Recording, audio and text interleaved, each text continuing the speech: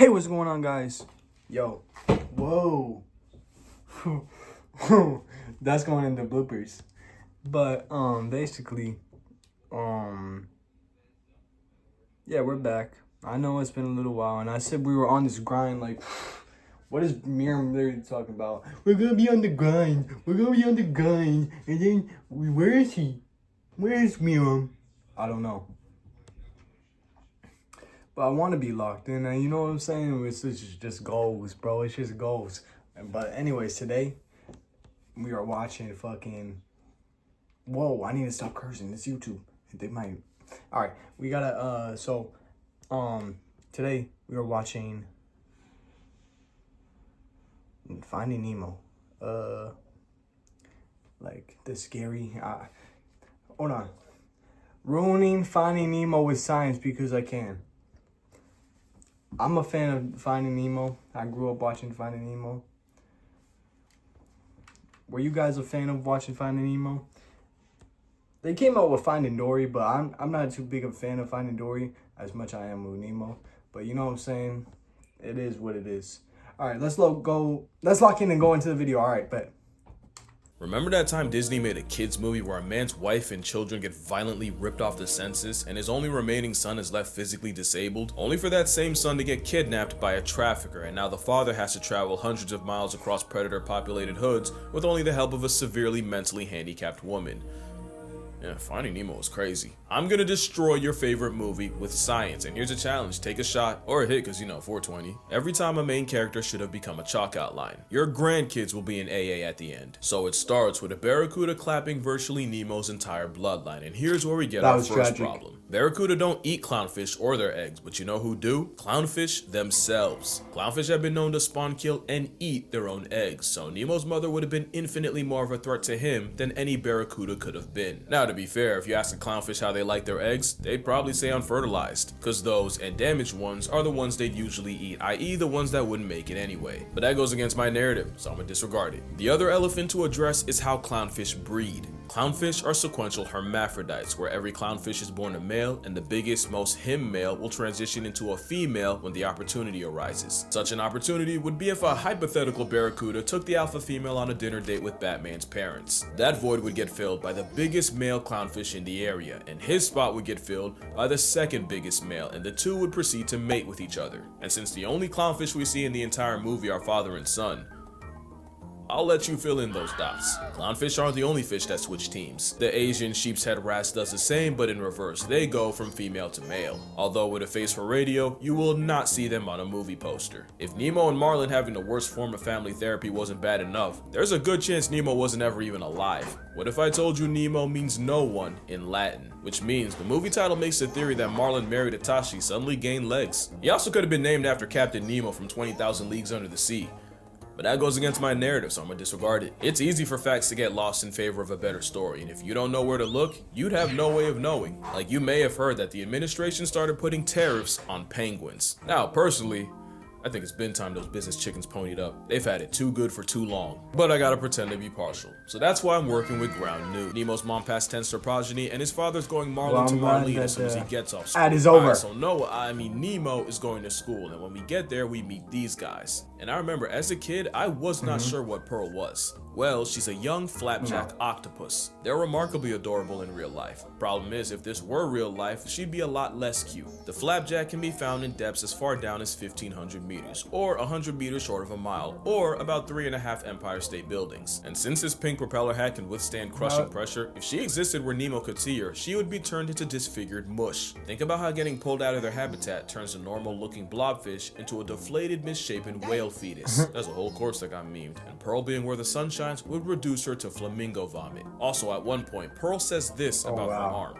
It's actually shorter than all my other tentacles. Well, octopus usually have one shorter arm called the hectocotylus, and its job is to deliver baby batter directly to the female, and in some species, it detaches for the female to swim off with like a Costco coitus card. In fact, the bedroom arm might have a mind of its own, since it can swim to the female, and it's believed it can even sing. Pearl's not a girl, and that is an indecency charge. And that's not the last time we go down that road either. Crazy. Now we're gonna ignore the fact that flapjacks don't actually have a hectocotylus because that goes against my name. So after Nemo sees his first pink slip, we then meet Mr. Ray. Not to be confused with the op of the Irwins, because Steve wouldn't even want that. but also because Mr. Ray is a manta ray, non-venomous and completely harmless. Now I don't know if they did this on purpose, but they chose arguably the smartest fish in the ocean to be their teacher. Manta rays are considered the most intelligent, with the largest brain to body ratio of any fish. The overachieving aquatic placemat is apparently capable of problem solving and advanced communication. They're also self-aware, with more than one occasion of a manta ray checking itself out in a mirror, and they were even caught waving and blowing bubbles at their own reflection. And just for reference, that's not how they'd react to another manta. Some mantas have even been on record asking divers for help removing hooks, so yeah, makes sense this one would have a teaching degree. Anyway, Mr. Ray gives the kids a marine magic carpet ride through the reef. Stop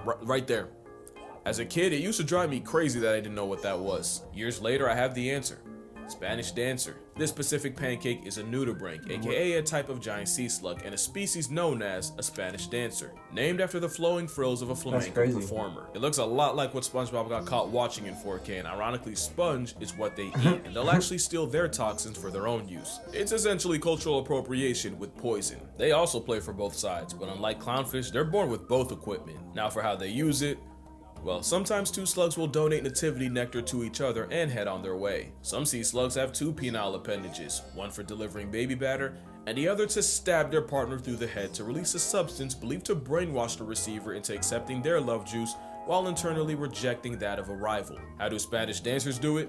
That's crazy. I don't know. I honestly stopped looking because I can only read the worst traumatic Bro, what the hell is even wrong with also these in the things? movie, that specific dancer has a name. Canonically, it's Maria. I'm glad I'm not no fish. Or I guess Mario.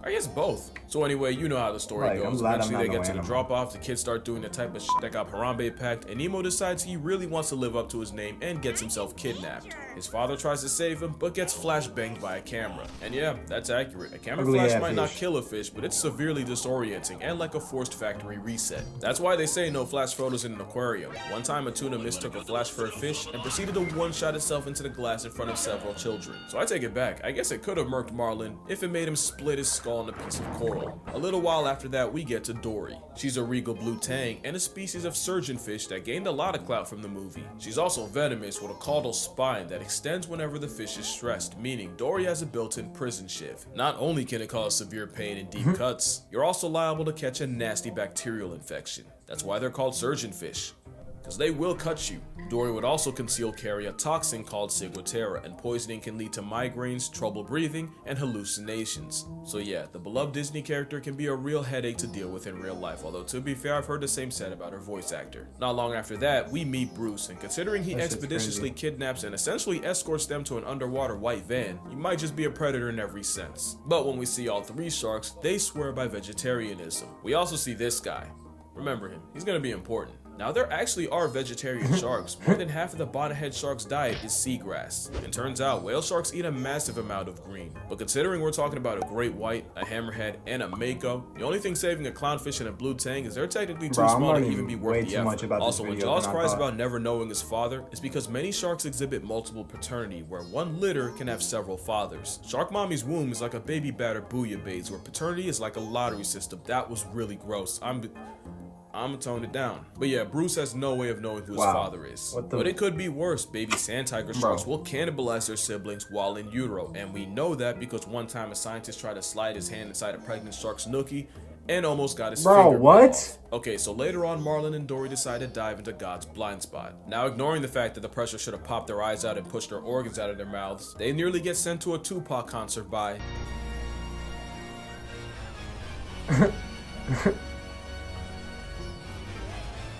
anglerfish. Now, fun fact, if you watch the credits, that anglerfish lives a vorophilic wet dream when it gets swallowed by the little anxiety guppy from earlier. Funny thing is, it'd be the other way around. Anglerfish can distend their jaws and stomach and swallow prey physically bigger than they are. They extend so far that it inspired one man to pleasure himself with a dead anglerfish's stomach, which promptly sent him to the hospital. Should have sent him to solitary confinement. That is a hell of a hear me out, the kind that should forfeit your right to human contact. It's not long after that we meet a lot of 90s kids' first introduction to rage bait. If these moonfish were humans in 2025, they'd be kick streamers. In real life, fish will use this shoaling strategy to intimidate predators using the hive mind method. On a large scale, it's pretty cool. It makes sharks swimming through them look like an Etch-a-Sketch. But when predators like tuna gang up on them, it turns the bait ball into a slaughter. Also, just a callback, the reflection of the sunlight off the prey's scales is exactly why a camera flash can make a tuna crash.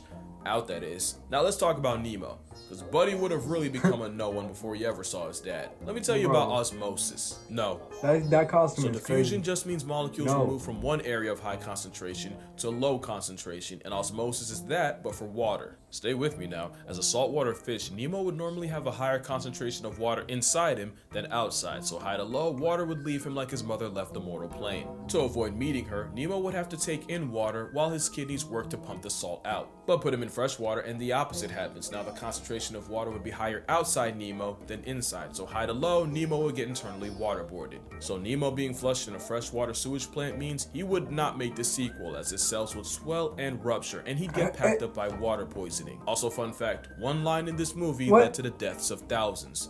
You want to guess what it was? All drains lead to the ocean, kid.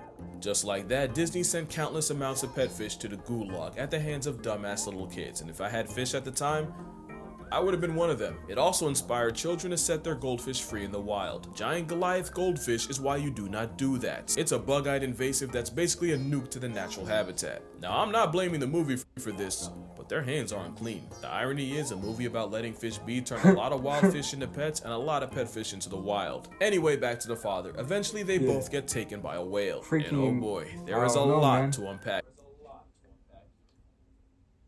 Y'all telling me y'all telling me you won't eat a fish? Like I don't know. Y'all telling me you won't, if you later on eat that fish?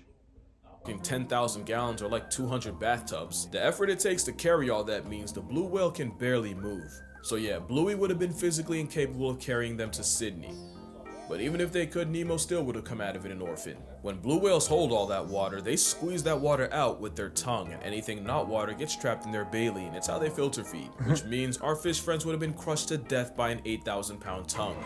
That's the weight of an elephant. Also, it would have been physically impossible for the whale to shoot them off at Sydney, since the blue whale's mouth does not connect to its blowhole. Also, whales don't shoot water out of their blowholes. It's really just warm whale lung air meeting cool outside sea air with some mucus, and it smells like a tire factory married the final boss of tonsil stones. So if smell kills, they would have got a guess past the fish when a friendly pelican saves them from a flock of hungry seagulls. Seagulls are a feathery antichrist and the spawn of Satan.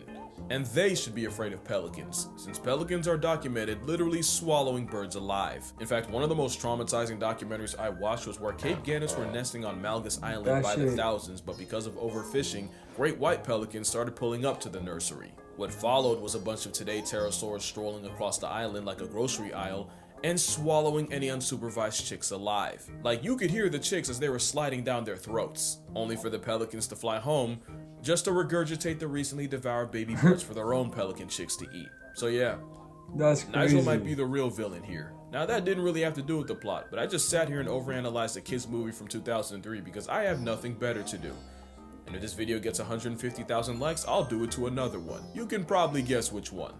Y'all tell me how y'all like the video. Freaking, there's some things I never even knew about Nemo. Like, I didn't even know Nemo could freaking, like, get that big. Like, and if I threw Nemo into a pond, he would grow like one of those inflatable toys that you get from the store that you put in water. Y'all know what I'm talking about. But anyways, if you guys enjoyed the video, leave a like, comment down below, and I'll see you guys in the next video. Peace.